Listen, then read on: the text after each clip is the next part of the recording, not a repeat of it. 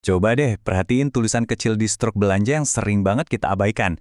Nah, hari ini kita bakal kupas tuntas salah satu isu yang paling sering kita temui dalam jual beli, tapi dari kacamata syariat Islam. Sebenarnya, boleh nggak sih toko melarang pengembalian barang?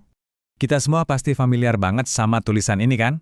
Barang yang sudah dibeli tidak dapat dikembalikan atau ditukar. Pertanyaannya simpel, apakah syarat yang dibikin sepihak sama penjual ini sebetulnya sah menurut aturan Islam? Oke, siap-siap. Jawabannya mungkin bakal bikin Anda kaget. Secara umum, kebijakan yang saklek no return kayak gini tuh ya batal atau nggak berlaku dalam syariat Islam. Loh, kok bisa? Karena aturan itu ternyata menabrak sebuah hak dasar yang udah diberikan buat pembeli. Biar gampang pahamnya, kita bakal bedah topik ini satu per satu. Kita mulai dari masalah di struk belanja, terus kita lihat hak pembeli kalau barangnya cacat, gimana solusinya kalau kita cuma berubah pikiran, aturan soal DP gimana, dan terakhir poin-poin penting yang bisa langsung kita pakai. Oke, kita masuk bagian pertama. Struk belanja yang meresahkan. Yap, kita balik lagi ke kalimat keramat tadi. Barang yang sudah dibeli tidak dapat dikembalikan. Ini nih, inti masalah yang akan kita cari solusinya, baik dari sisi pembeli maupun penjual. Nah, ini bagian yang menarik banget. Gimana sih Islam secara spesifik melindungi kita sebagai pembeli? Terus, apa yang terjadi kalau barang yang kita beli, ternyata ada cacatnya atau nggak sesuai sama deskripsi? Dalam Islam, perlindungan ini namanya khiyar aib. Simpelnya, ini adalah hak istimewa atau opsi buat pembeli. Begitu Anda nemu cacat di barang yang udah dibeli, Anda langsung punya pilihan, mau lanjut aja nerima barangnya, atau membatalkan transaksi dan balikin barangnya.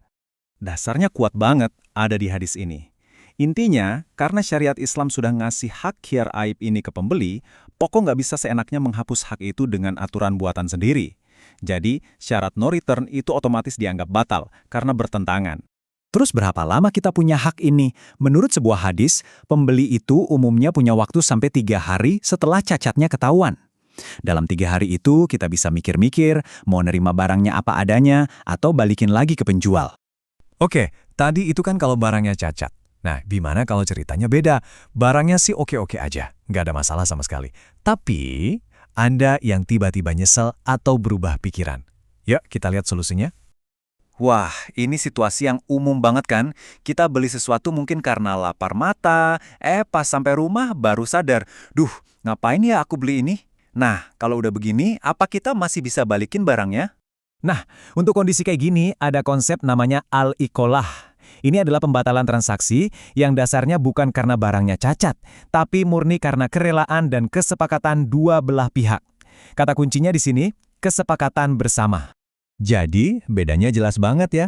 Khiyar aib itu hak mutlak pembeli kalau barangnya cacat dan penjual wajib memenuhinya. Sementara al-iqalah itu lebih ke permintaan pembatalan karena nyesel dan hukumnya sunnah atau sangat dianjurkan buat penjual untuk menerima sebagai bentuk kebaikan. Jadi nggak wajib tapi dianjurkan banget. Oke, kita lanjut ya. Gimana nih kalau kita terapkan prinsip keadilan ini ke transaksi yang super umum sekarang, yaitu pakai uang muka atau DP? Apa aturannya kalau salah satu pihak membatalkan? Dalam fikih Islam, DP itu dikenal dengan istilah urbun. Aturan mainnya jelas banget kok.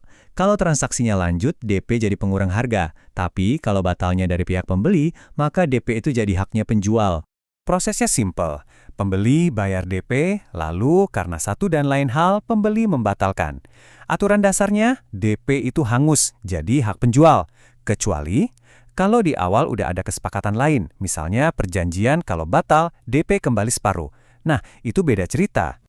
Oke, jadi dari semua obrolan kita tadi, apa nih poin-poin kunci yang harus kita pegang erat-erat, baik sebagai pembeli maupun sebagai penjual? Yuk kita rangkum bareng-bareng. Oke, ini rangkumannya. Buat para pembeli, ingat, Anda punya hak membatalkan transaksi kalau barangnya cacat. Kalau cuma nyesel, boleh banget minta pembatalan baik-baik.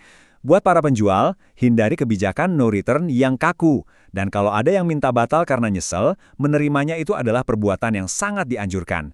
Dan terakhir, buat kita semua, pahami kalau DP itu hangus kalau pembeli yang batalin, kecuali ada perjanjian khusus. Ini semua bukan cuma soal aturan halal haram, tapi tentang membangun jual beli yang lebih adil, transparan, dan pastinya lebih berkah.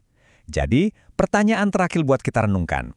Setelah tahu ini semua, adakah yang bakal berubah dari cara Anda berbelanja atau berjualan ke depannya? Terima kasih banyak sudah menyimak.